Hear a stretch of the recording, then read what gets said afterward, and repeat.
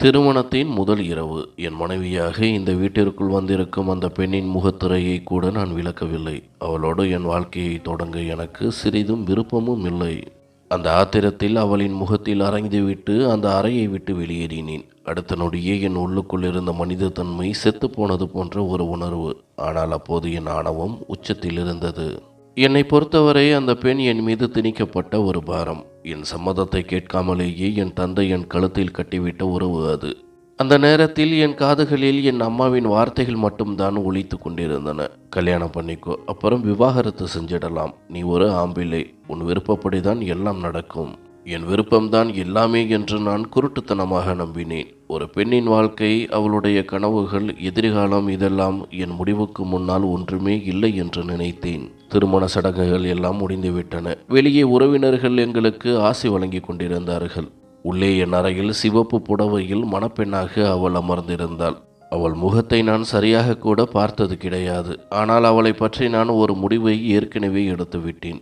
அவளுக்கு ஒருபோதும் என் வாழ்க்கையில் மனைவியாக இடம் தரமாட்டேன்.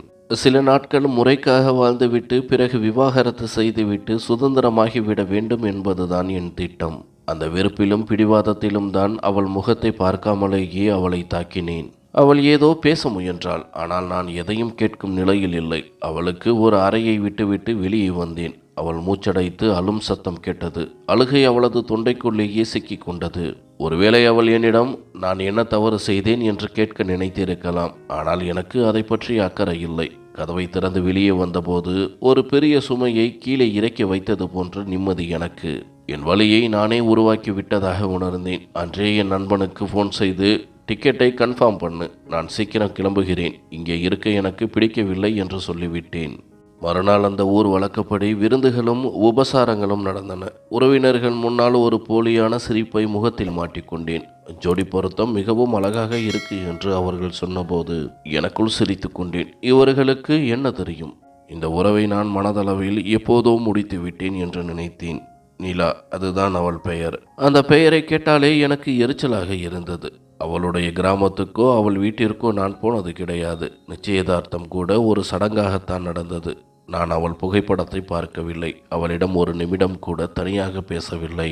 அவளை என் வாழ்க்கையில் ஒரு அங்கமாக நினைக்க நான் ஒரு முறை கூட முயற்சி செய்யவில்லை. யாரோ எழுதிய கதையில் கட்டாயப்படுத்தி தள்ளப்பட்ட ஒரு நடிகனைப் போல நான் உணர்ந்தேன். அந்த வாழ்க்கையின் வசனங்கள் எனக்கு பிடிக்கவில்லை. என் அம்மா எப்போதும் நான் ரம்யாவை திருமணம் செய்து கொள்ள வேண்டும் என்றுதான் ஆசைப்பட்டார். ரம்யா நகரத்தில் படித்து நாகரிகமாக பழகக்கூடியவள். என் அம்மாவுக்கு அவள்தான் எனக்கு ஏற்றவள் என்று தோன்றியது. ஆனால் அப்பாவுக்கு இதையெல்லாம் எதுவும் புரியவில்லை. காதலால் மட்டும் வாழ்க்கை அமையாது.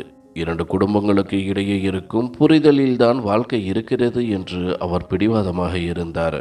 அப்பாவின் நண்பர் மகள் என்பதால் நிலாவை தேடி பிடித்தார். அவள் கிராமத்தில் வளர்ந்தவள், அமைதியானவள், குடும்பத்தை நிர்வாகம் செய்பவள் என்பது அப்பாவின் கணிப்பு. அவர் பேச்சுக்கு மறு பேச்சு கிடையாது. என் சம்மதம் என்பது வெறும் பெயருக்கு கூட கேட்கப்படவில்லை. நான் வெளிநாட்டில் படித்துவிட்டு அங்கே பெரிய வேலைக்கு செல்ல காத்திருந்தேன். கார், பங்களா, நல்ல அந்தஸ்து, சுதந்திரம் என என் கனவுகள் வேறாக இருந்தன. என் வாழ்க்கையின் மிக முக்கியமான முடிவில் எனக்கு பங்கு இல்லை என்பதுதான் என் ஆத்திரத்திற்கு காரணம். கடைசியில் அப்பாவின் விருப்பப்படியே நிலாவுக்கும் எனக்கும் நிச்சயதார்த்தம் செய்யப்பட்டது. ஒரு கிராமத்து பெண்ணால் என் நவீன வாழ்க்கைக்கு ஈடு கொடுக்க முடியாது என்று நான் உறுதியாக நம்பினேன். வெற்றி, வசதி, முன்னேற்றம் என ஓடும் என் வாழ்க்கையில் அவளுடைய இருப்பு ஒரு தடையாக தெரிந்தது. என் அம்மா இதை பார்த்து அமைதியாக இருந்தார். ஆனால் ஒரு நாள் என்னை ரகசியமாக தன் அறைக்கு அழைத்து பேசினார். அவர் சொன்னார், மகனே, நீ ஒரு ஆண் பிள்ளை. உனக்கு இந்த பெண்ணை பிடிக்கவில்லை என்றால் சில நாட்கள் கழித்து விவாகரத்து செய்துவிடு. நானே உனக்கும் ரம்யாவுக்கும் கல்யாணம் செய்து வைக்கிறேன். அவளும் அவங்க வீட்டில் இருக்கிறவங்களும் சம்மதமாகத்தான் இருக்காங்க. நீ வெளிநாட்டில் போய் செட்டில் ஆகி வசதியாக இருந்தால் போதும். எனக்கு தூக்கி வாரி போட்டது. அம்மா மீண்டும் விளக்கினார். உன் அப்பா ஒருபோதும் அவர் வார்த்தையை மீற மாட்டார். நம் வார்த்தையையும் கேட்க மாட்டார். அதனால இப்போதைக்கு நிலாவை கல்யாணம் பண்ணிக்கோ. அவர் ஆசை நிறைவேறட்டும். கல்யாணம் முடிஞ்சதும் அவளை விட்டுவிடு. அப்புறம் உனக்கு பிடிச்ச ரம்யாவையே நான் கல்யாணம் பண்ணி வைக்கிறேன் என்றார். இதை கேட்டதும் என் மனதில் ஒரு நிம்மதி ஏற்பட்டது. என் ஆசை நிறைவேறப் போகிறது என்ற எண்ணத்தில் அம்மாவின் தந்திரத்தை நான் ரசித்தேன். ஆனாலும் எங்கோ ஒரு மூலையில் என் மனசாட்சி ஒரு கேள்வியை கேட்டது. இந்த நிலா என்ன பாவம் செய்தால், ஏன் இப்படி செய்கிறாய் என்று. ஆனால் இன்னொரு பக்கம் என் ஆணவம் பேசியது. உனக்கென்று ஒரு வாழ்க்கை இருக்கிறது, ஏன் உன் சந்தோஷத்தை பலி கொடுக்கிறாய், இந்த பாவ சுமையை ஏன் சுமக்கிறாய் என்று. அதோடு விடாமல் என் அம்மா நிலாவின் நடத்தையை பற்றி தேவையில்லாத சந்தேகங்களை என் மனதில் விதைத்தார். இந்த பொண்ணு ஒன்றும் அவ்வளவு நல்லவள் கிடையாது. கிராமத்தில் இவள் பின்னால் நிறைய பசங்கள் சுத்துறாங்க. ரொம்ப மோசமானவள். இவள் பெயர் கெட்டு போவதற்கு முன்னால் எப்படியாவது கல்யாணத்தை முடித்துவிட வேண்டும் என்றுதான் அவசர அவசரமாக கட்டி வைக்கிறார்கள் என்றார். இதை கேட்ட பிறகு எனக்குள் இருந்த கடைசி தயக்கமும் செத்து போனது. ஒரு முடிவுக்கு வந்தேன். இந்த திருமணம் வெறும் சடங்கு மட்டும்தான். மனதால் அவளை ஒருபோதும் ஏற்கப் போவதில்லை. திருமண நாள் வந்தது. மேளதாளங்கள் முழங்க, உறவினர்கள் ஆடி குதித்து கொண்டிருக்க, ஊரே திருவிழா கோலம் பூண்டிருந்தது. வெளியே எல்லாம் சாதாரணமாக தெரிந்தாலும் என் மனதிற்குள் ஒரு பெரிய புயலே வீசிக்கொண்டிருந்தது. நான் யாரிடமும் எதையும் காட்டிக்கொள்ளவில்லை. யாருக்கும் சந்தேகம் வந்துவிடக்கூடாது என்பதற்காக போலியாக சிரித்து கொண்டிருந்தேன். ஆனால் இந்த உறவை மனதிற்குள்ளேயே எப்போதோ குழி தோண்டி புதைத்து விட்டேன். மாலை மாற்றினார்கள், தாலி கட்டினேன், நெற்றியில் குங்குமம் வைத்தேன். மக்கள் கைதட்டி ஆசி வழங்கினார்கள், கேமராக்கள் மின்னின. ஆனால் எனக்கு மட்டும் என் நெஞ்சில் ஒரு பெரிய பாரத்தை சுமத்தி விட்டது போல் இருந்தது. அதை எப்போது தூக்கி எறிவோம் என்ற துடிப்பு என்னிடம் இருந்தது. நிலா அழுது கொண்டே தன் வீட்டை விட்டு பிரிந்து வந்தாள். அவளது கண்ணீர் கூட எனக்கு ஒரு நாடகமாகவே தெரிந்தது. நாங்கள் வீட்டிற்கு வந்தோம். அம்மா நிலாவிற்கு ஆராத்தி எடுத்தார். என் தங்கைகள் அவளை கேலி செய்து விளையாடினார்கள். சிரிப்பும் கும்மாளமுமாக வீடு களை கட்டியிருந்தது. இரவு வந்தது. விருந்தினர்கள் அனைவரும் கலைந்து சென்றனர். வீட்டின் சத்தம் மெல்ல மெல்ல அடங்கியது. எல்லோரும் தங்கள் அறைகளுக்கு சென்றார்கள். நான் மட்டும் என் அறையின் வாசலில் நின்று யோசித்து கொண்டிருந்தேன். உள்ளே இருப்பவள் என் வாழ்க்கையா அல்லது நான் செய்த தவறா? கதவை திறந்தேன். அந்த அறையில் மெல்லிய மஞ்சள் வெளிச்சம் இருந்தது. தரையெங்கும் பூக்கள் சிதறி கிடந்தன. அறை முழுவதும் ரோஜா மாலைகளால் அலங்கரிக்கப்பட்டிருந்தது. படுக்கையின் நடுவில் நிலா முகத்தை மூடியபடி அமர்ந்திருந்தாள். அவளுடைய மெஹந்தி சிவக்கவில்லை. அது அவளது விருப்பமில்லாத மனநிலையை காட்டுவது போல் இருந்தது. அவளது காலில் இருந்த கொலுசு சத்தம் அந்த அமைதியை கிழித்தது. நான் அவள் முன்னால் சில நொடிகள் நின்றேன். அவளை பார்க்க கூட எனக்கு பிடிக்கவில்லை. என் மனதில் இருந்த கோபத்தையும் வெறுப்பையும் ஒன்று திரட்டி கொண்டிருந்தேன். அப்போது அவள் மெல்லிய குரலில், நான் உங்களிடம் ஒன்று சொல்லலாமா என்று கேட்டாள். அவள் சொன்ன அந்த ஒரு வார்த்தை எனக்குள் இருந்த விஷத்தை கிளறிவிட்டது.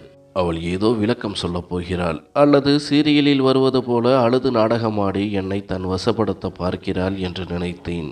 நான் எதையும் கேட்க தயாராக இல்லை. அவளிடம் எந்த கேள்வியும் கேட்காமல், அவளது முகத்தை கூட பார்க்காமல், ஆத்திரத்தில் கையை உயர்த்தி அவள் கன்னத்தில் ஓங்கி அறைந்தேன். அந்த அறையின் சத்தம் அந்த அறையையே அதிர வைத்தது. அவள் நிலை தடுமாறி போனாள். தன் இரு கைகளாலும் முகத்தை மூடிக்கொண்டாள். அவள் வாயிலிருந்து மெல்லிய முனகல் சத்தம் மட்டுமே கேட்டது. உடல் நடுங்கியது. ஆனால் அவள் கத்தவில்லை, அலறவில்லை, என்னிடம் எந்த கேள்வியும் கேட்கவில்லை. அப்படியே அமர்ந்து விட்டாள். ஒரு நிமிடம் நானும் திகைத்து போனேன். நான் செய்த காரியத்தை நினைத்து எனக்கே ஆச்சரியமாக இருந்தது. ஆனால் என் கர்வம் அந்த வருத்தத்தை அப்படியே அமுக்கிவிட்டது. நான் அவளிடம் மிகவும் கொடூரமான குரலில் சொன்னேன், கேள், நான் விருப்பப்பட்டு உன்னை திருமணம் பண்ணிக்கல. என் வாழ்க்கையில் உனக்கு இடமே கிடையாது. இன்னும் சில நாட்களில் நான் வெளிநாடு போய் விடுவேன். உன்னை விவாகரத்து செய்து விடுவேன். அதனால் என்னிடம் எதையும் எதிர்பார்க்காதே. உன்னை என் மனைவியாக என்னால் ஒருபோதும் ஏற்க முடியாது. என் வார்த்தைகள் அவளை அந்த அறையை விட அதிகமாக பாதித்திருக்கும். அவள் மெதுவாக தலை நிமிர்ந்து, ஆனால் நான் என்ன தவறு செய்தேன் என்று கேட்டாள். அந்த ஒரு வார்த்தை என் மனிதாபிமானத்தை உலுக்கியது. ஆனால் என் அகங்காரம் மீண்டும் என்னை தடுத்தது. நீ என் வாழ்க்கையில் வந்ததே மிகப்பெரிய தவறுதான் என்று சொல்லிவிட்டு அறையை விட்டு வெளியேறினேன். அன்று அவள் சிந்திய கண்ணீரை பற்றி நான் கவலைப்படவில்லை. சின்ன வயதிலிருந்தே 1000 கனவுகள் கணவனை பற்றி கண்ட ஒரு பெண்ணுக்கு முதல் இரவிலேயே ஒரு அறையும் விவாகரத்து மிரட்டலும் கிடைத்ததே, அவள் மனம் எவ்வளவு உடைந்திருக்கும் என்று நான் யோசிக்கவே இல்லை. நான் என் அறைக்கு சென்று என் நண்பனுக்கு மெசேஜ் அனுப்பினேன். எல்லாம் ரெடி பண்ணு, நான் 2 வாரத்தில் கிளம்புறேன். இதோடு எல்லாம் முடிந்தது. அடுத்த 2 நாட்களும் நான் நிலாவிடம் முறைக்காக மட்டுமே பேசினேன். அதுவும் குடும்பத்தினர் முன்னிலையில் மட்டும். சாப்பாடு நல்லா இருக்கு, வேலையை சரியா கவனி என்று மட்டும் சொன்னேன். அவள் முன்னால் வரும்பொழுதெல்லாம் என் பார்வையை திருப்பிக் கொள்வேன். அவளை பார்த்தால் எனக்கு குற்ற உணர்வு வந்துவிடுமோ என்ற பயம் எனக்குள் இருந்தது. கடைசியில் நான் கிளம்பும் நாள் வந்தது. விவாகரத்து ஆவணங்களை தயார் செய்தேன். அதில் என் கையெழுத்து இருந்தது. இருவரின் சம்மதத்தின் பெயரில் விவாகரத்து என்று அதில் எழுதப்பட்டிருந்தது. ஆனால் அது என் சம்மதம் மட்டும்தான். அவள் பக்கம் இருந்து வெறும் கண்ணீர் மட்டும்தான். நான் கிளம்பும்போது ஏர்போர்ட்டிற்கு அப்பா மட்டும்தான் வந்தார். அம்மா வரவில்லை. நீ போகும்போது நான் அழுதால் உனக்கு வருத்தமாக இருக்கும் என்று காரணம் சொன்னார். விமானத்தில் அமர்ந்து நகரின் வெளிச்சங்களை பார்த்தபோது என் வாழ்க்கையின் ஒரு கசப்பான பக்கத்தை மூடிவிட்டு ஒரு புதிய பக்கத்தை திறக்கப் போவதாக நான் நினைத்து கொண்டிருந்தேன். அதில் நிலாவிற்கு இடமில்லை என்று உறுதியாக நம்பினேன். அப்போது எனக்கு தெரியாது, நான் தேடிச் சென்ற அந்த சுதந்திரமும் என் கனவுகளும் ஒரு மிகப்பெரிய தவறு என்று. அந்த முதல் இரவு, அந்த அறை, நான் கொடுத்த அந்த விவாகரத்து ஆவணம், இவை அனைத்தும் ஆயிரக்கணக்கான மைல்களுக்கு அப்பால் வெளிநாட்டில் இருந்தபோதும் ஒவ்வொரு இரவும் என்னை வேட்டையாடியது. எப்படியோ 4 ஆண்டுகள் ஓடிவிட்டன. 4 ஆண்டுகளுக்கு பிறகு நான் மீண்டும் அதே வீட்டு வாசலுக்கு வந்தபோது நிலா என் முன்னால் நின்றாள். ஆனால் அவள் அன்று நான் பார்த்த அந்த பெண் இல்லை. ஒரு மனைவியாக அல்லாமல் வேறு ஒருவரின் பொறுப்பாக என் சொந்த இரத்தத்தை தன் மடியில் சுமந்து கொண்டு நின்றாள். அப்போதே நான் உணர்ந்தேன், அன்று நான் நிலாவின் கன்னத்தில் அறையவில்லை, என் விதையின் கன்னத்தில் தான் அறைந்திருக்கிறேன் என்று. இங்கிருந்துதான் இந்த கதையின் உண்மையான பயணம் தொடங்குகிறது. வெளிநாட்டிலிருந்து திரும்பி வந்து வீட்டு வாசலில் நின்றேன். கதவை தட்டினேன். கதவு திறக்கப்பட்டது. என் முன்னால் தேவதை போல ஒரு பெண் நின்றாள். அவளை பார்த்ததும் என் மூச்சே நின்றுவிடும் போல் இருந்தது. அவள் கண்களில் ஒரு விசித்திரமான அமைதி, முகத்தில் ஒரு உறுதி தெரிந்தது. துன்பங்கள் அவளை இன்னும் அழகாக்கி இருந்தன. அவளது சேலையை பிடித்து கொண்டு 2½ வயது மதிக்கத்தக்க ஒரு சிறு குழந்தை நின்றது. அதன் பிஞ்சு கன்னங்களும் பிரகாசமான கண்களும் என் நெஞ்சுக்குள் ஏதோ ஒரு கதவை தட்டியது. அந்த பெண் ஆச்சரியத்துடன் என்னை பார்த்தாள். எப்போதோ நம்பிக்கையை விட்டுவிட்ட ஒருவன் திடீரென முன்னே வந்து நிற்பதை பார்ப்பது போன்ற பார்வை அது. நாங்கள் இருவரும் ஒருவரை ஒருவர் பார்த்து கொண்டோம். காற்று கூட ஒரு நிமிடம் அசையாமல் நின்றது. என் கையில் சூட்கேஸ் இருந்தது.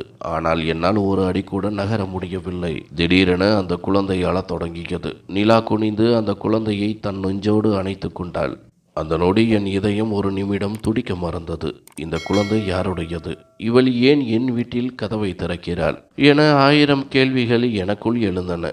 என் தங்கைகளோ அம்மாவையோ காணவில்லை. நான் இல்லாத நேரத்தில் இந்த வீட்டில் என் இடத்தை வேறு ஒருவர் பிடித்து கொண்டது போல் உணர்ந்தேன். அப்போது பின்வாசல் வழியாக அப்பா மெதுவாக நடந்து வந்தார். வயதான சோர்வு அவர் முகத்தில் தெரிந்தது. என்னை பார்த்ததும் அவர் ஒரு நிமிடம் அப்படியே நின்றார். வா அர்ஜுன், உள்ளே வா என்றார். அவர் குரலில் மகிழ்ச்சியோ கோபமோ இல்லை. ஒரு பாரமான ரகசியத்தை சுமக்கும் வேதனை மட்டுமே இருந்தது. நான் உள்ளே வந்தேன். ஆனால் என் கண்கள் நிலாவையும் அந்த குழந்தையையுமே பார்த்து கொண்டிருந்தன. அப்பா என் முகத்தை பார்த்துவிட்டு எந்த முன்னுரையுமின்றி நேரடியாக சொன்னார், அர்ஜுன், இவள் நிலா என்றார். எந்த நிலாவை வேண்டாம் என்று தூக்கி எறிந்தேனோ அவள் இன்று என் வீட்டில் நின்று கொண்டிருக்கின்றாள். அன்று அவள் முகத்தை கூட பார்க்க ஆசைப்படாத நான் இன்று அவளையே இமைக்காமல் பார்த்து கொண்டிருந்தேன். அப்பா, இந்த குழந்தை என்று நடுங்கும் குரலில் கேட்டேன். நிலா ஒரு முறை கூட என் பக்கம் பார்க்கவில்லை. குழந்தையை தூக்கி கொண்டு உள்ளே சென்றாள். அப்பா என் கண்களுக்கு நேருக்கு நேர் பார்த்து சொன்னார், இந்த குழந்தை உன்னுடையது அர்ஜுன். யாரோ என் தலையில் சுத்தியால் அடித்தது போல் இருந்தது. அப்படியே அருகில் இருந்த நாற்காலியில் அமர்ந்தேன். என் கைகள் நடுங்கின. அப்பா, இது எப்படி முடியும்? நான் அப்படி எதுவுமே செய்யவில்லையே என்று உளறினேன். அப்பா என் முன்னே அமர்ந்து பேசத் தொடங்கினார். அவர் சொல்லப்போகும் ஒவ்வொரு வார்த்தையும் என் ஆன்மாவை சுடப்போகிறது என்று எனக்கு தெரிந்திருந்தது. அர்ஜுன், நீ வீட்டை விட்டு போன அன்னைக்கு ஒரு பெண் மட்டும் உடையவில்லை, ஒரு குடும்பமே உடைந்தது. அன்னைக்கு ராத்திரி நீ அளவுக்கு அதிகமாக குடிச்சிருந்தாய். போதையில் நீ என்ன செஞ்சேன்னு உனக்கே தெரியாது. நீ நிலாவை அடித்தது மட்டும் இல்லாமல் அவகிட்ட ரொம்ப மோசமாக நடந்துக்கிட்ட. மறுநாள் காலையில் விவாகரத்து பேப்பரை கொடுத்து விட்டு கிளம்பிட்ட. நீ அவள் உடம்புல காயம் ஏற்படுத்தினது மட்டும் இல்லாமல் அவள் மனசையும் சிதைச்சிட்ட. நிலா இதை பற்றி யாரிடமும் ஒரு வார்த்தை கூட சொல்லவில்லை.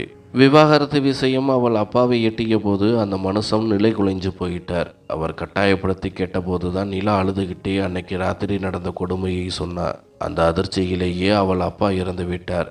எனக்கு தலை சுற்றியது. என் தவறால் ஒரு உயிர் போயிருக்கிறது என்பதை என்னால் ஏற்றுக்கொள்ள முடியவில்லை.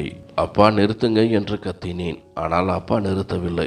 கிராமத்து மக்களுக்கு நிலா கர்ப்பமாக இருக்கிற விஷயம் தெரிஞ்சதும் அவளை நடத்தை சரியில்லாதவன்னு சொல்லி அசிங்கப்படுத்தினாங்க. அவள் வீட்டு வாசல்ல வந்து துப்பினாங்க.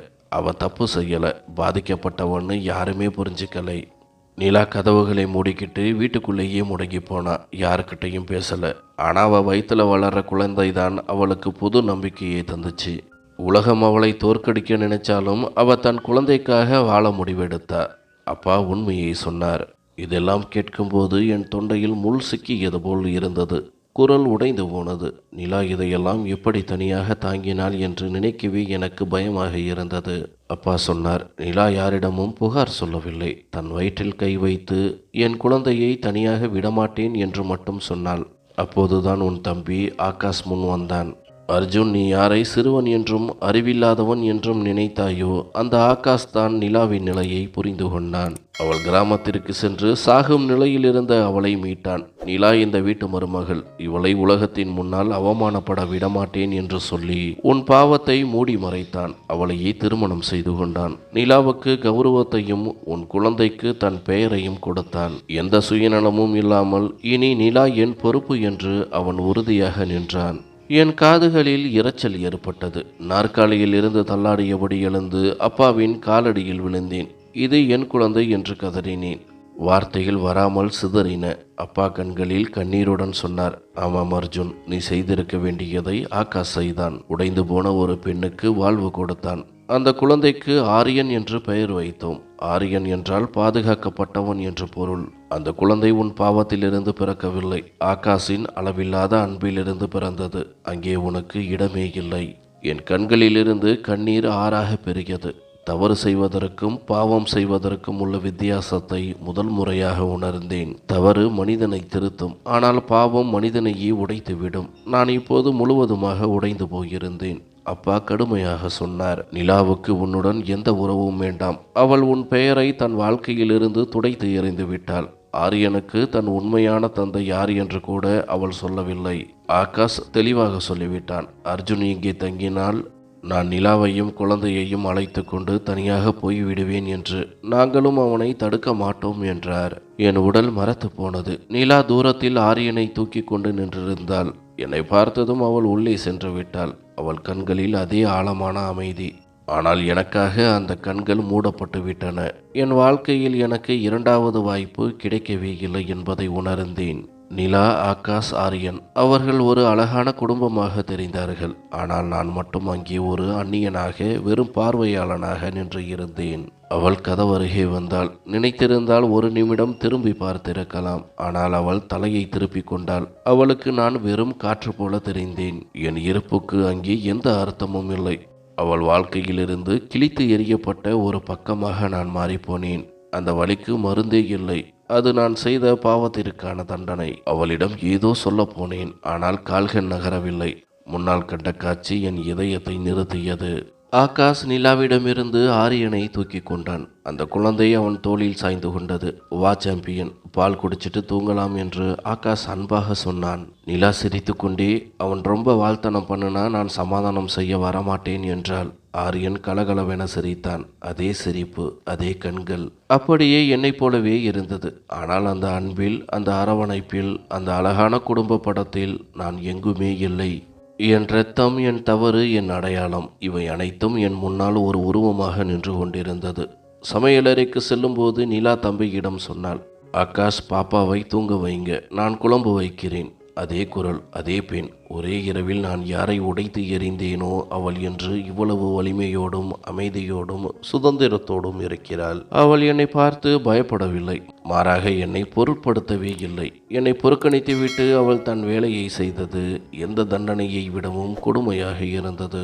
நான் அவர்களை மெதுவாக பின்தொடர்ந்தேன். ஏதோ பேச முயன்றேன். ஆனால் கால்கள் நகரவில்லை.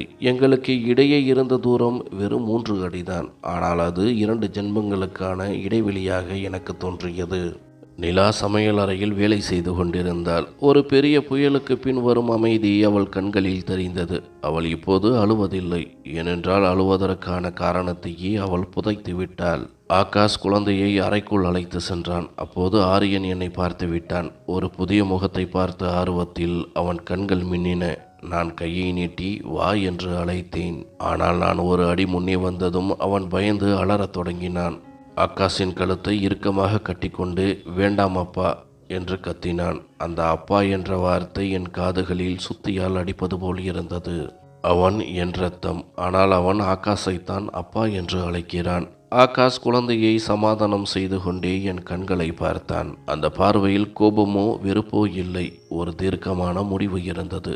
நீ அளித்ததை நான் சரி செய்து விட்டேன். இனி இதை மீண்டும் உடைக்காதே என்று அவன் கண்கள் சொல்வது போல் இருந்தது. நிலா வெளியே வந்து ஆகாஷையும் குழந்தையையும் பார்த்தாள். ஒரு முறை கூட என் பக்கம் திரும்பவில்லை. நான் அங்கே இருக்கிறேன் என்பதே அவளுக்கு தெரியாதது போல அவள் நடந்து கொண்டதுதான் எனக்கு கிடைத்த மிகப்பெரிய தண்டனை.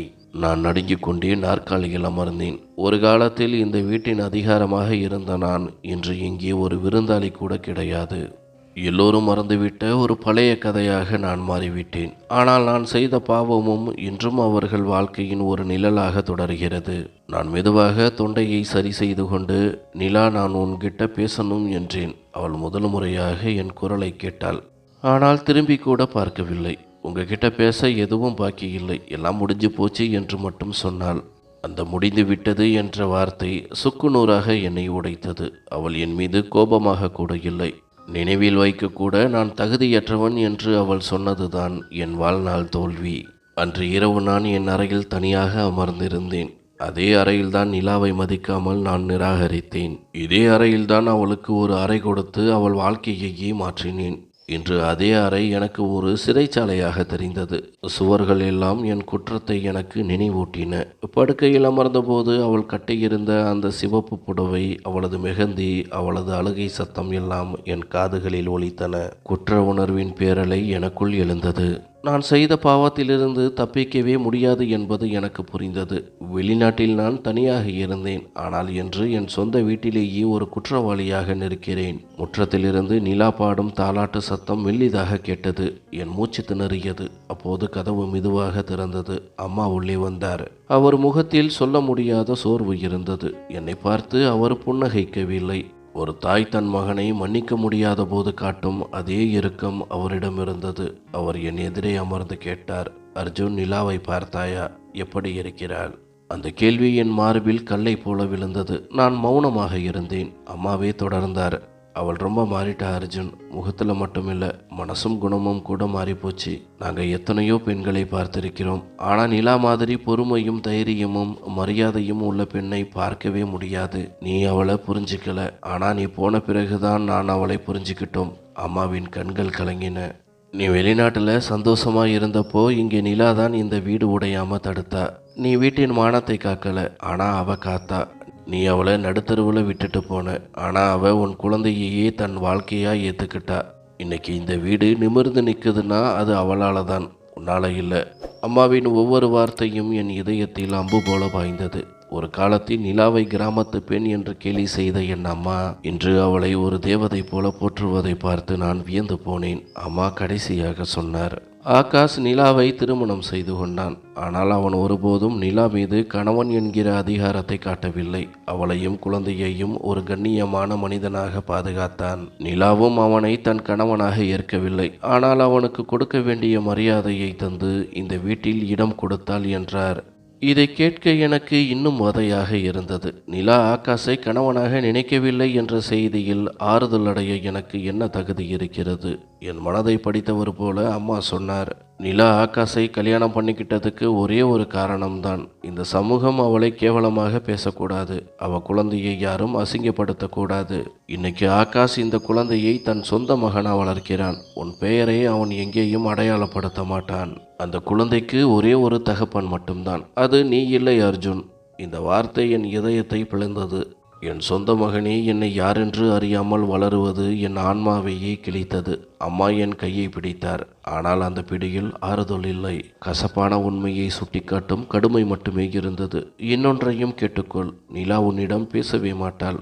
இந்த 4 வருடத்தில் உன் நினைவுகளை அவள் இதயத்தில் இருந்து அடியோடு அழித்து விட்டாள். நீ திரும்பி வந்தது அவளுக்கு எந்த மாற்றத்தையும் தராது. ஒருவர் நம்மளை வெறுப்பதை விட நம்மளை ஒரு ஆளாக மதிக்காமல் கடந்து போவதுதான் மிகப்பெரிய தண்டனை. அதுதான் உனக்கு கிடைச்சிருக்கு. என் கண்ணீர் தாளாமல் கொட்டியது. நான் அடியோடு சிதைந்து போனேன். அன்று ஒரு அறையிலேயே சுருண்டு விழுந்த அந்த பெண்ணா இவ்வளவு உறுதியாக இருக்கிறாள். நான் ஒரு மனுஷியாக கூட மதிக்காத நிலா இன்று என் இதயத்தில் ஆறாத காயமாக அமர்ந்திருந்தாள். அம்மா கதவருகே நின்று சொன்னார், இந்த வீடு இனி உன்னுடையதா இல்லையா என்று முடிவு பண்ற அதிகாரம் உன்கிட்ட இல்லை. நாளை காலையில் ஆகாஷ் உன்கிட்ட பேசுவான். அவன் என்ன சொல்ல போறானோ அதை பொறுத்து தான் நீ இங்கே இருக்க முடியுமா முடியாதான்னு தெரியும். அவர் சென்றதும் அந்த அறையே சுடுகாடாய் அமைதியானது. நான் படுக்கையில் விழுந்து தலையணையில் முகத்தை புதைத்து கொண்டு கதறி அழுதேன். என் பாவத்திற்காக, என் மகனுக்காக, என் தம்பியின் தியாகத்திற்காக. நிலாவிடம் நான் காட்டிய அந்த மிருகத்தனத்திற்காக ஒரு குழந்தையைப் போல அழுதேன். வெளியே ஆரியனின் சிரிப்பு சத்தம் கேட்டது. அவன் ஆகாஷின் மார்பில் சாய்ந்து விளையாடி கொண்டிருந்தான். அவனுக்கு அதுதான் பாதுகாப்பான வீடு. என் வாழ்க்கையின் மிகப்பெரிய உரிமை இப்போது என்றைக்குமே வேறு ஒருவருக்கு சொந்தமாகிவிட்டதை உணர்ந்தேன். இரவு முழுவதும் நான் தூங்கவில்லை. நிலாவின் மௌனம் ஆரியன் ஆகாஷை பார்த்து அப்பா என்று அழைத்தது, அம்மாவின் சாட்டையடி வார்த்தைகள் என அனைத்தும் என்னை வதைத்தன. விடிந்தது. வெளியே காலடி சத்தம் கேட்டன. கதவு மெல்ல திறந்தது. ஆகாஷ் நின்று இருந்தான். நான் பார்த்த அந்த சிறுவன் இப்போது இல்லை. அவன் முகத்தில் ஒரு முதிர்ச்சியும் கண்களில் ஒரு அசாத்தியமான உறுதியும் இருந்தது. எந்த போலியான புன்னகையும் இல்லாமல் உண்மையை சுமந்து கொண்டு என் முன்னால் அமர்ந்தான். தான் சிறுவயதில் முன்மாதிரியாக நினைத்த அண்ணனா இவன், அல்லது பாவங்களை சுமந்து நிற்கும் ஒரு குற்றவாளியா என்பது போல அவன் என்னை உற்று பார்த்தான். அவன் சொன்ன முதல் வாக்கியமே என் முதுகெலும்பை உறைய வைத்தது. அண்ணா, நிலா பழைய நிலா இல்லை. இதை தெளிவாக்கி விடுகிறேன். அவ இங்கே இந்த வீட்டு பொறுப்புக்காக மட்டும்தான் இருக்கா, உங்களுக்காக இல்லை. அவன் குரல் ஒரு சட்ட புத்தகத்தை வாசிப்பது போல தெளிவாக இருந்தது. நான் மெதுவாக கேட்டேன், ஆகாஷ், நிலா என் மேலே இன்னும் கோபமாக இருக்காளா? ஆகாஷ் என் கண்களை நேராக பார்த்து சொன்னான், அண்ணா, அவன் மனசில் உங்களுக்காக இப்போ எதுவுமே இல்லை. அன்பு இல்லை, விருப்பம் இல்லை, கோபமும் இல்லை. அவள் உங்களை முழுசா மறந்துட்டா. இதுதான் உங்களுக்கு கிடைச்ச மிகப்பெரிய தண்டனை. அவன் குரலில் அவமானப்படுத்துகிற தோணி இல்லை. ஆனால் அந்த உண்மை என் இதயத்தை அம்பு போல குத்தியது. நான் தயங்கி ஆனா அவ என்கிட்ட ஒரு முறை கூட பேச மாட்டாளா என்று கேட்டேன். ஆகாஷ் குறுக்கிட்டு சொன்னான், அவ பேசினா அது அவளுக்கு பழைய வலியைத்தான் கொண்டு வரும். அந்த வலியை தாங்க முடியாமத்தான் அவ அப்பாவை இழந்தா. ஒரு மனுஷங்க பேசுறதை கேட்டு தனியா அழுதா. அந்த பழைய காலத்தை அவ புதைச்சிட்டா. நீங்க அந்த பழைய நிழல் மட்டும்தான். இன்னொரு விஷயம் அண்ணா, குழந்தை என் கூடத்தான் தூங்குவான். அவன் காலையில் எழுந்து உங்களை தேட மாட்டான். ஏன்னா அவனுக்கு நீங்க யாருன்னே தெரியாது என்றான் ஆகாஷ். இதை கேட்டதும் என் நெஞ்சில் ஒரு கசப்பு ஏறியது. நான் மெல்ல துணிச்சலை வரவழைத்து கொண்டு, ஆகாஷ், நான் ஆரியனை ஒரே ஒரு முறை தொட்டு பார்க்கலாமா? ஒரே ஒரு முறை மட்டும்தான் என்று கேட்டேன். ஆகாஷின் கண்கள் ஒரு கணம் கசிந்தன. ஆனால் அடுத்த நொடியே அவன் முகத்தில் ஒரு உறுதி பிறந்தது. அண்ணா, இந்த குழந்தை ஒரு பாவம் அறியாதவன். அந்த ஒரு கசப்பான இரவின் அடையாளம் இவன். அந்த தழும்பை நிலா மறக்க நினைக்கிறாள். நீங்கள் அவனை தொட்டால் மீண்டும் அந்த பழைய கதை உயிர்த்தலும். அதை நாங்கள் இருவருமே விரும்பவில்லை. தன் உண்மையான தந்தை யார் என்று குழந்தை ஒருபோதும் அறியக்கூடாது என்பதில் நிலா உறுதியாக இருக்கிறாள். அவனுக்கு நான் தான் அப்பா. அண்ணா, சில நேரங்களில் கடவுள் நமக்கு தராத மன்னிப்பை மனிதரால் தர முடியாது என்றான். என் இதயம் சுக்குநூறாக உடைந்தது. ஆகாஷ் மீண்டும் சொன்னான், இப்போ சொல்றதை கவனிங்க. நீங்க என் அண்ணன்கிற முறையில் உங்களுக்கு மரியாதை தருவேன். ஆனால் நிலாவுக்கும் குழந்தைக்கும் தர வேண்டிய மரியாதை அதை விட பெரியது. நீங்க அவங்க கிட்ட நெருங்க முயற்சி செஞ்சாலோ, நிலா கிட்ட பேச நினைச்சாலோ, இந்த குழந்தைகிட்ட நீங்க தான் அப்பாங்கிற உண்மையை சொல்ல பார்த்தாலோ, நான் நிலாவையும் குழந்தையையும் கூட்டிக்கிட்டு இந்த வீட்டை விட்டு போயிடுவேன். இது மிரட்டல் இல்லை, என் முடிவு. அம்மாவும் அப்பாவும் என்னை தடுக்க மாட்டாங்க. என் மூச்சு திணறியது. முதல் முறையாக உணர்ந்தேன், இந்த வீடு இனி என்னுடையது அல்ல. நான் இங்கே ஒரு அந்நியன். நீங்கள் இங்கே 2 வாரம் தங்கலாம். அதுக்கப்புறம் உங்கள் வாழ்க்கையை வேற எங்கேயாவது தான் தொடங்கணும். நிலா உங்களை கணவனாக ஏற்றுப்பாங்கனோ, குழந்தை உங்களை அப்பான்னு கூப்பிடுமனோ ஒரு காலமும் எதிர்பார்க்காதீங்க. அது ஒருபோதும் நடக்காது என்று கூறிவிட்டு அவன் வெளியேறினான். நான் அங்கேயே உறைந்து அமர்ந்திருந்தேன். தவறுக்கான விலையை ஒரு நாள் கொடுத்தே தீர வேண்டும் என்று என் மனசாட்சி கத்தியது. எனக்கு சொந்தமான ஒன்றை இழந்துவிட்டு இப்போது அதற்காக இயங்குவதே எனக்கு கிடைத்த தண்டனை. கதவுக்கு அப்பாலிருந்து ஆரியனின் குரல் கேட்டது. அப்பா, எழுந்திருச்சிட்டீங்களா? அந்த அப்பா என்கிற அழைப்பு எனக்கானது அல்ல. என் கடைசி நம்பிக்கையும் அங்கே சிதைந்தது. நான் மெல்ல எழுந்து முற்றத்தை நோக்கி நடந்தேன். ஒவ்வொரு அடியும் பாரமாக இருந்தது. சமையல் அறையிலிருந்து வரும் வாசம், வீட்டின் அமைதி, இவையெல்லாம் நான் இல்லாத நேரத்தில் நிலா இங்கே கொண்டு வந்த மாற்றங்கள். மாடியில் அம்மா அமர்ந்திருந்தார். அவர் முகத்தில் களைப்பும் அதே சமயம் ஒரு பிடிவாதமான உறுதியும் இருந்தது. நான் அவர் அருகில் சென்று அமர்ந்தேன். அம்மா, நான் நிலா கிட்ட ஒரே ஒரு முறை பேசணும் என்று கெஞ்சினேன். அம்மா என் பக்கம் திரும்பி, இல்லை அர்ஜுன். அவளோட மௌனமே அவளோட பதில். இந்த மௌனத்தில் தான் அவளோட வலியும் முடிவும் இருக்கு என்றார். அவ என்ன மன்னிச்சிட்டாளா என்று கேட்டேன். அம்மா ஆழமாக மூச்சு விட்டு சொன்னார், இல்லை, அவ உன்னை வெறுக்கவும் இல்லை. உன்னை பத்தி எதையும் யோசிக்கிறத அவ நிறுத்திட்டா. உணர்ச்சிகளே இல்லாத இடத்துல மன்னிப்புக்கும் வெறுப்புக்கும் வேலையே இல்லை. இந்த வார்த்தைகள் என் தலையில் இடி விழுந்தது போல் இருந்தது. ஒருவரின் வெறுப்பை விட அவர்களின் மௌனம் அதிக வலியை கொடுத்தது. நிலா 4 வருஷமா ஒவ்வொரு ராத்திரியும் உனக்காக அழுதிருக்க. ஆனால் ஒரு நாள் அவளே அவகிட்ட சொல்லிக்கிட்டா, என்னை ஒரு மனுஷியா கூட மதிக்காத ஒருத்தருக்காக நான் ஏன் அழணும்? என் குழந்தைதான் என் எதிர்காலம்னு. அன்னைக்கே அவ உன்னை தன் இதயத்தில் புதைச்சிட்டா. இன்னைக்கு நீ உசுரோட வந்து நின்னாலும் அவளுக்கு நீ ஒரு வெறும் நிழல்தான்.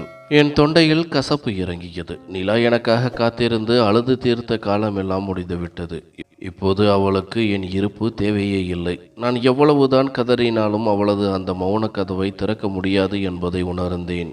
இதுதான் நான் செய்த பாவத்திற்கான முழுமையான தண்டனை. என் ஆன்மா எரிந்து கொண்டிருந்தது. சமையல் அறையிலிருந்து பாத்திரங்கள் உருளும் மெல்லிய சத்தம் கேட்டது. நிலா கையில் கரண்டியுடன் பருப்பை கிளறி கொண்டிருந்தாள். அவளது செயலில் எந்த அவசரமும் இல்லை. ஒரு வைரத்தை போன்ற உறுதியும் அமைதியும் மட்டுமே இருந்தது. தூரத்தில் நின்று அவளையே பார்த்து கொண்டிருந்தேன். அவள் அந்த வீட்டு மருமகளாக சுறுசுறுப்பாக வேலை செய்தாள். ஆனால் அவளது முகத்தில் எந்த சோர்வும் இல்லை. அவளது மணிக்கட்டு வளையல்களும் நெற்றியில் இருந்த அந்த சிறிய குங்குமக்கோடும் அவளுக்கு ஒரு கௌரவத்தை தந்தன. ஆனால் அந்த தாலி என் பெயருக்கானது அல்ல. என் கண்கள் கலங்கின. சொந்த வீட்டு வாசலில் ஒரு அந்நியனைப் போல நின்றேன். ஒரு காலத்தில் என் மனைவியாக இருந்தவள் இன்று வேறொருவரின் மரியாதையாக மாறிவிட்டாள். நிலா அறையிலிருந்து வெளியே வந்தாள். அவள் கையில் ஆரியனின் பால் புட்டி இருந்தது. ஆகாஷ் ஓடி வந்து நான் பிடிச்சுக்கிறேன் என்று மென்மையாக சொன்னான். நிலா அவனை பார்த்து புன்னகைத்தாள். அந்த புன்னகை அது எனக்கு சொந்தமானது அல்ல, இனி எப்போதுமே கிடைக்கப் போவதும் இல்லை. அந்த புன்னகை என்னை சுக்குநூறாக உடைத்தது. நிலா அறைக்குள் சென்றதும் நானும் அறியாமல் அவள் பின்னால் சில அடிகள் எடுத்து வைத்தேன். அந்த வீடு தன் இயல்பில் இயங்கிக் கொண்டிருந்தது. ஆரியனின் சிரிப்பு, அம்மாவின் பூஜை மணி சத்தம் என எல்லாம் சரியாக இருந்தது. ஆனால் என் உலகம் மட்டும் அந்த அறைக்கு வெளியே ஸ்தம்பித்து நின்றது. ஒரு முட்டாளை போல ஏதோ ஒரு அதிசயம் நடக்கும் என்று என் இதயம் நம்பிக்கொண்டிருந்தது. ஆனால் அந்த அதிசயத்திற்கு நான் தகுதியற்றவன் என்பது என் புத்திக்கு தெரிந்திருந்தது. 4 வருட தூரம், 4 வருட குற்றம், எல்லாம் என் நெஞ்சில் ஒரு பெரும் பாறையாய் அழுத்தியது.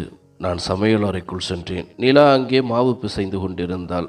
காற்றில் பறக்கும் அவளது மேலாடை, நெற்றியில் மின்னும் குங்குமம், அவள் எவ்வளவு எளிமையாக, எவ்வளவு அழகாக இருந்தாள். ஆனால் இன்று அவளது முகத்தில் எனக்காக எந்த உணர்வும் இல்லை. கோபம், புகார், வெறுப்பு என எதுவுமே இல்லை. இந்த எதுவுமே இல்லாததுதான் என் உள்ளத்தை அறுத்தது. நான் மெதுவாக சொன்னேன், நிலா, நான் உன்கிட்ட பேசணும். அவள் ஒரு கணம் கையை நிறுத்தினாள். ஒருவேளை என்னை பார்ப்பாளோ ஏதேனும் சொல்வாளோ என்று நான் ஏங்கினேன். ஆனால் அவள் தலையை உயர்த்தவில்லை.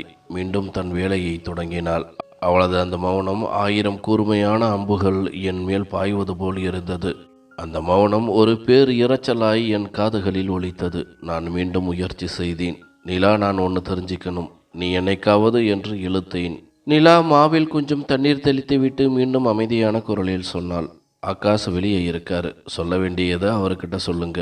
அவளது இந்த ஒரே வரி என் அத்தனை நம்பிக்கையையும் நசுக்கிவிட்டது. என் வாழ்க்கையில் உனக்கு இடமில்லை என்று அவள் நேரடியாக சொல்லிவிட்டாள். இப்போது வாசலில் ஆகாஷ் நின்று இருந்தான். அவன் சொன்னான், அண்ணா, நீங்கள் நிலா முன்னாடி பேசாதீங்க. அவளுக்கு உங்கள் குரலை பிடிக்காது. எனக்கு மூச்சு முட்டுவது போல் இருந்தது. ஆகாஷ், நான் ஆரியன் கிட்ட ஒரே ஒரு முறை பேசலாமா என்று கம்மிய குரலில் கேட்டேன். ஆகாஷ் என் கண்களை நேராக பார்த்தான். அண்ணா, இது நிலாவோட முடிவு மட்டுமில்லை, என் முடிவும் கூட. இந்த குழந்தை தன் உண்மையான தந்தை யாருன்னு தெரியாமலே வளரணும். இவனுக்கு நான் மட்டும்தான் அப்பா. எந்த உரிமையில் நீங்கள் அவனை அப்பான்னு கூப்பிட சொல்கிறீங்க?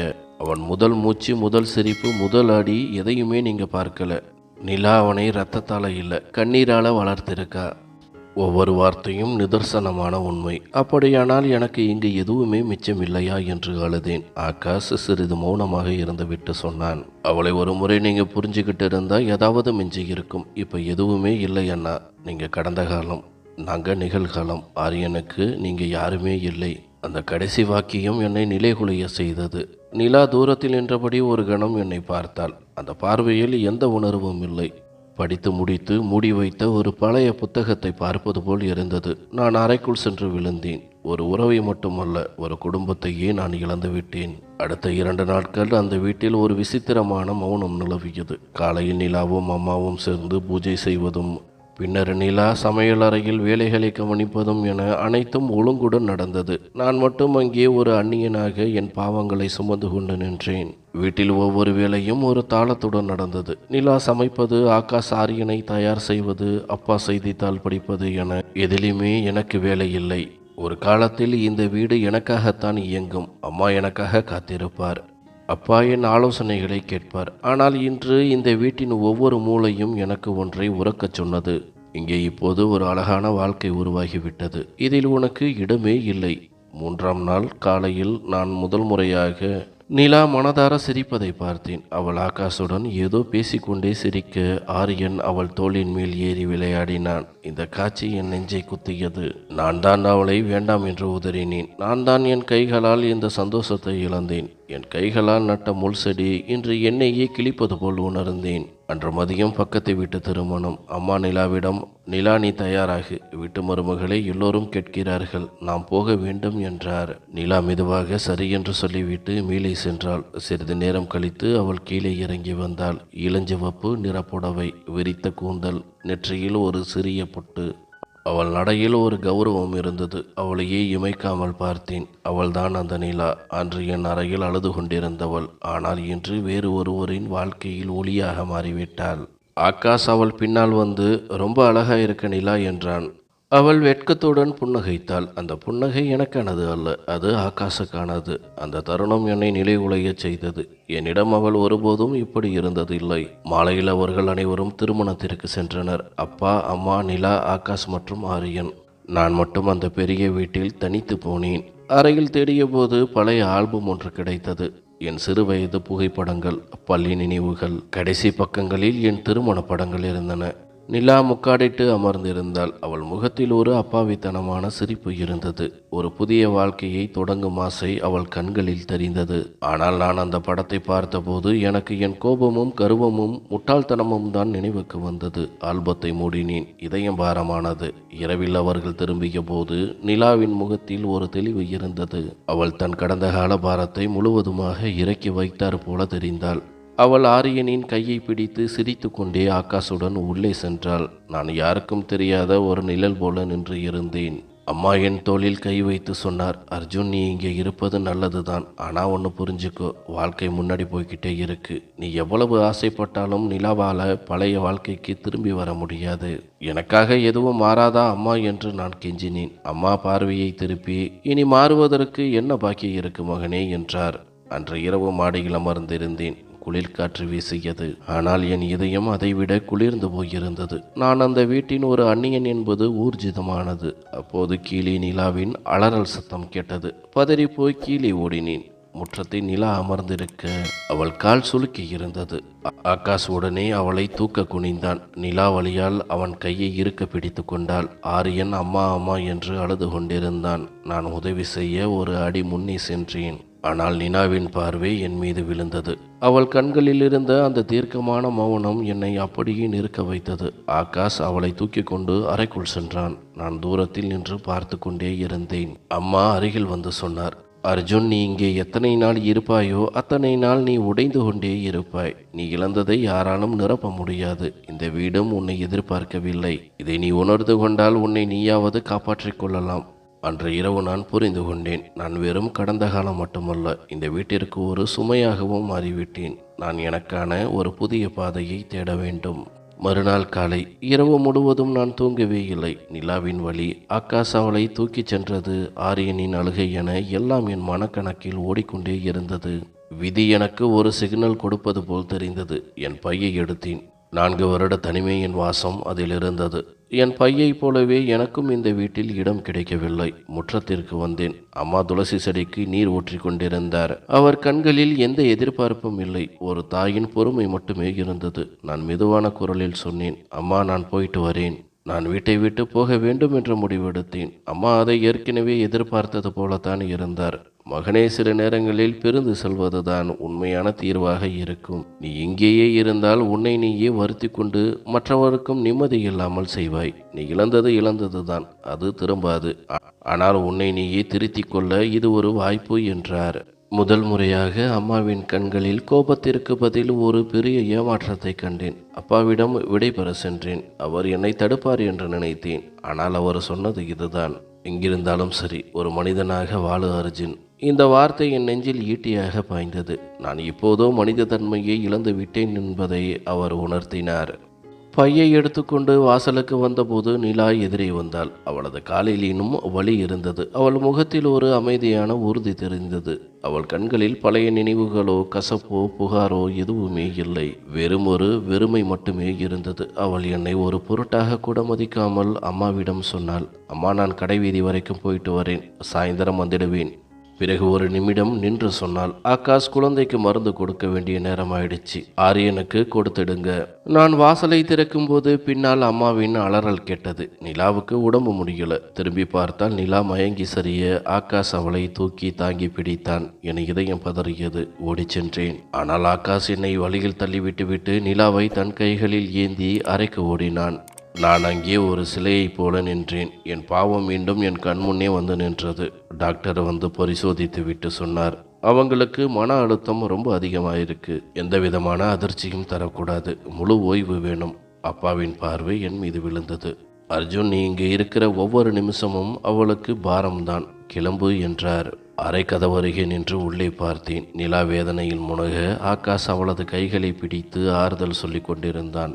ஆரியன் அழுது கொண்டே அவள் கால்களை கட்டி கொண்டிருந்தான். அந்த காட்சி என் ஆன்மாவை கிழித்தது. நிலா மெல்ல கண்களை திறந்து ஆகாஷையும் ஆரியனையும் பார்த்தாள். அவளது உதட்டில் ஒரு மெல்லிய புன்னகை அரும்பியது. அவளது உலகம் அவர்கள் இருவருக்குள்ளேயே முடிந்துவிட்டது. இதில் எனக்கு இடமில்லை. எவருடனும் பேசாமல் என் பையை தூக்கி கொண்டு வெளியே வந்தேன். பாரமான மனதுடன் அந்த வீட்டை ஒரு முறை பார்த்தேன். ராஜாவாக வாழ நினைத்த வீடு இன்று என்னை ஒரு நிழலாக பார்த்து துப்பியது. சாலையில் நடக்கும்போது என் காலடி சத்தம் என்னை கேள்வி கேட்டது: இவ்வளவு தாமதமாகவா உனக்கு புத்தி வரணும் என்று. ரயில் நிலையத்தை நெருங்கும் போதே அழுது கொண்டே நினைத்தேன், அன்று அந்த முதல் இரவில் நான் அப்படி நடந்திருக்கக்கூடாது. அவளை என் மனைவியாக பார்க்காவிட்டாலும் ஒரு சக மனிதனாகவாவது பார்த்திருக்க வேண்டும். ரயில் வந்தது. என் பையை விட என் இதயத்தின் பாரம் அதிகமாக இருந்தது. அப்போது தொலைபேசி அடித்தது. அம்மாவின் சோகமான குரல் கேட்டது: அர்ஜுன், நிலா இப்போ தேறிட்டா. அவ உன்னை ஒருபோதும் தப்பா நினைக்கல. அவளையே அவ தப்பா நினைச்சிட்டு உடைஞ்சு போயிருக்கா. அர்ஜுன், நீ நிஜமாவே மாறிட்டேன்னா அவ இனிமேலாவது சந்தோஷமா இருக்கணும்னு வேண்டிக்கோ. அதுதான் நீ அவகிட்ட கேட்குற மன்னிப்பு. ரயில் பிளாட்பாரத்தில் நுழைந்தது. மக்கள் ஓடிக்கொண்டிருந்தார்கள். ஆனால் நான் ஒரு கல்லாய் அமர்ந்திருந்தேன். காலம் எவ்வளவு வேகமாக ஓடுகிறது. நான் எங்கே என் வாழ்க்கையை தொலைத்தேன் என்று அன்றுதான் புரிந்தது. மெல்ல எழுந்து ரயிலில் ஏறினேன். ஜன்னல் ஓரம் அமர்ந்து கண்களை மூடினேன். நிலாவை இழந்தது என் தண்டனை அல்ல. அவளது மதிப்பை அறியாமல் போனதுதான் என் மிகப்பெரிய தோல்வி. என் கர்வத்தின் அத்தியாயம் முடிந்தது.